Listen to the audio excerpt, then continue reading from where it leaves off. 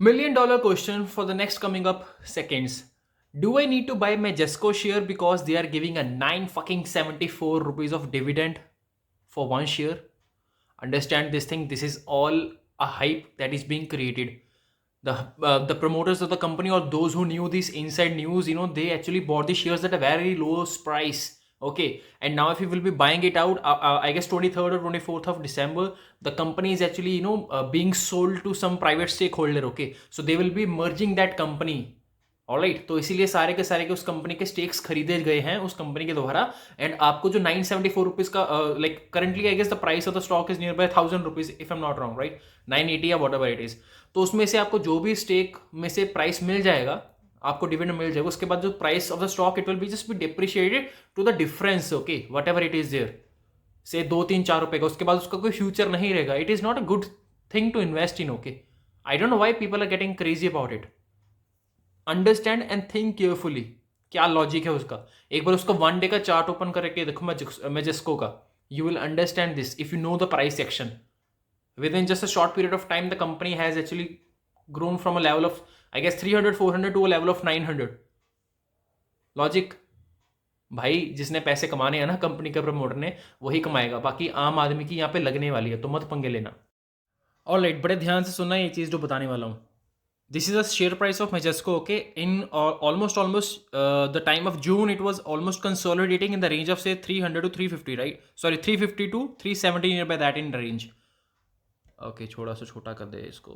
Okay, so after that what happened is, can you see this? इसके बाद upper circuit के ऊपर upper circuit लग रहा है, this point, like from 380 480 380, like 300 350 का स्टॉक सिर्फ कुछ दिनों के अंदर it reaches 750। Okay, in this range. उसके बाद फिर से सरकता सरकता सरकता सरकता 1000 के ऊपर गया। तो इसके ऊपर क्यों नहीं जा रहा, बताओ मेरे को। Why it is not going more beyond that, right? तो रीज़न यही है बॉस कि अभी इसका जो प्राइस चल रहा है, ये भी देख रहे होगा कि जब भी ऊपर खुलता है तो यहाँ पे कहीं पे 974 976 के करीब आके कंसोलिडेट कर रहा है। क्या रीज़न है? और नीचे क्यों नहीं जा रहा है?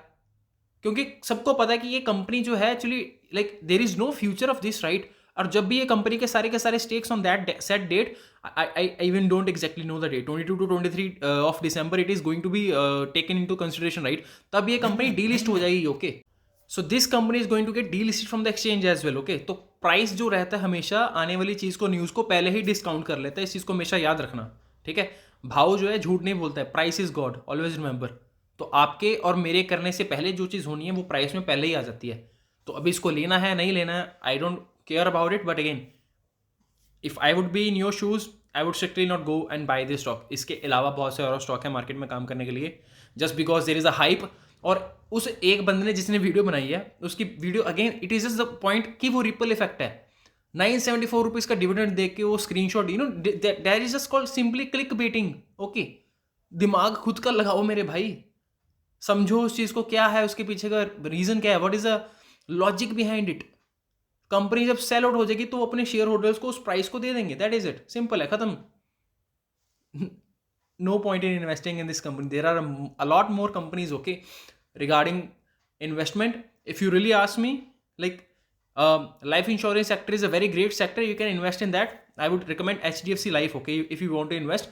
Again, I will not be getting sponsored for this video again from HDFC Life if you will think so, but again if you want, you can invest in HDFC Life because again HDFC is a very very huge brand. उनका HDFC है, उसके बाद HDFC bank है, उसके बाद HDFC AMC है।